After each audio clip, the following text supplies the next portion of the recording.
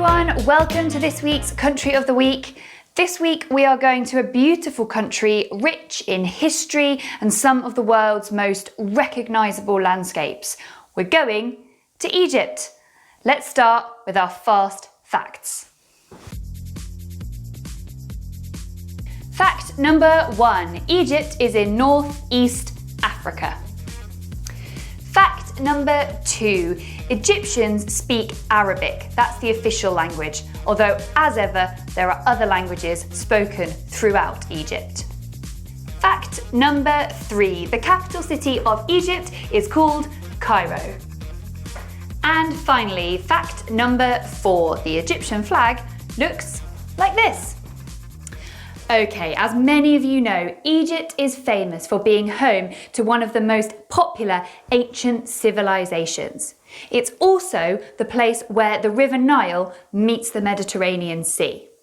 Let's see what other places we can find as we go on tour.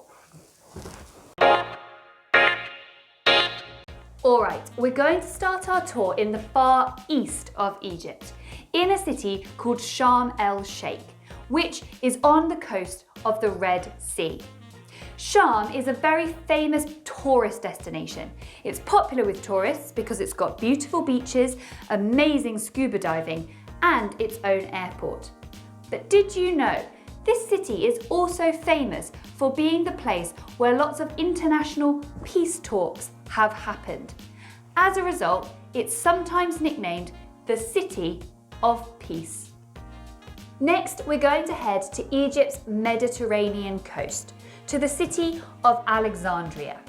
This is a city rich in history, and when it was founded by Alexander the Great, I wonder where it got its name from, back in 331 BCE, it was one of the most important cities in the entire world.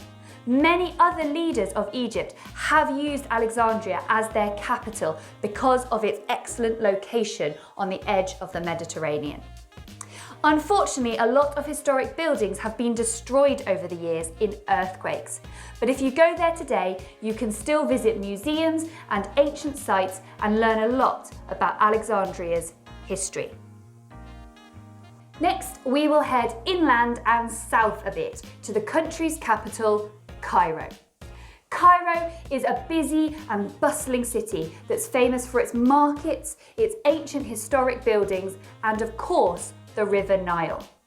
Being the capital, it is the centre for government, business, and tourism in Egypt, and today it's home to millions of people. Just south of the centre of Cairo lies Giza. Giza is home to one of the most recognisable and famous landscapes in the world.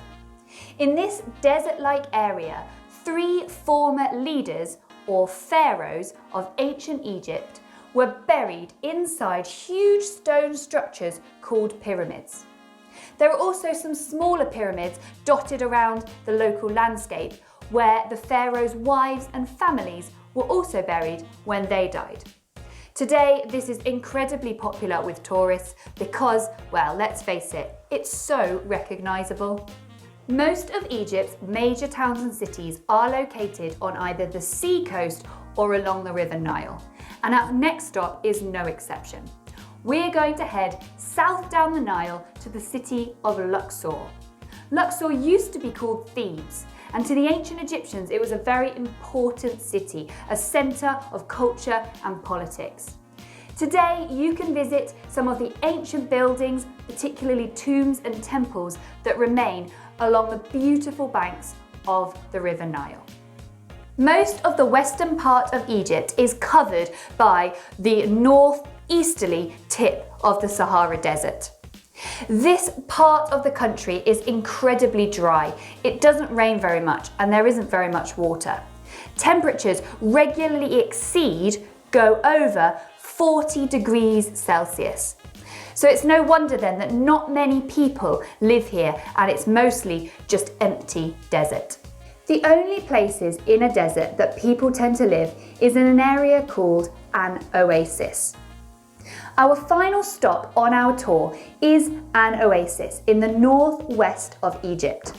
This is an area where wind has blown away the sand to expose some water from deep within the ground. As a result, a small community was built around that water thousands of years ago. In Siwa Oasis, the community was so cut off from everybody else because of the desert that they developed their own culture and their own language. Today you can visit beautiful bubbling springs, lovely palm-covered walkways and get to know the local culture.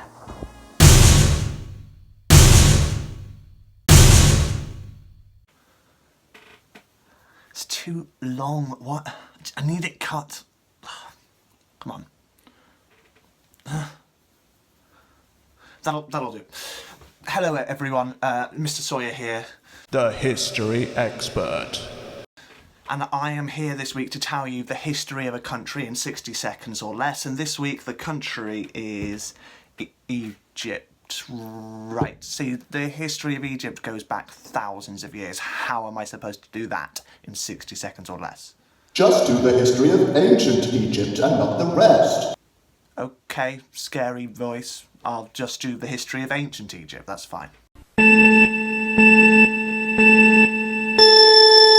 The first Egyptian kingdoms were established around 5,000 years ago, which, if you can believe it, is older than me. The ancient Egyptians used a writing system called hieroglyphics, which used different pictures and logos to represent words and, in some cases, consonant sounds. The pyramids, big pointy tombs for kings, otherwise known as pharaohs, started to be built around 4,500 years ago, with the earliest known pyramid being that of Pharaoh Djoser, which was designed by Imhotep, and I love ancient Egyptian names, they're great.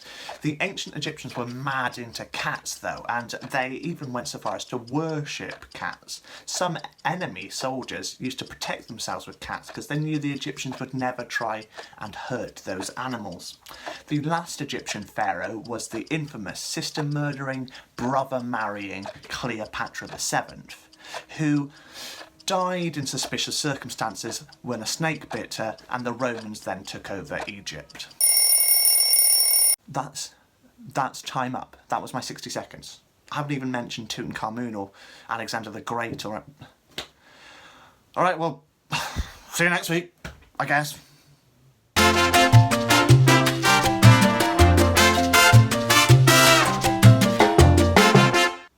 Oh, I didn't expect that.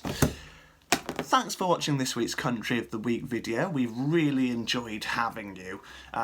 You can visit us at Twitter if you'd like to talk to us or send us any work. That's one of the addresses there. That's another one, and that's the third one there.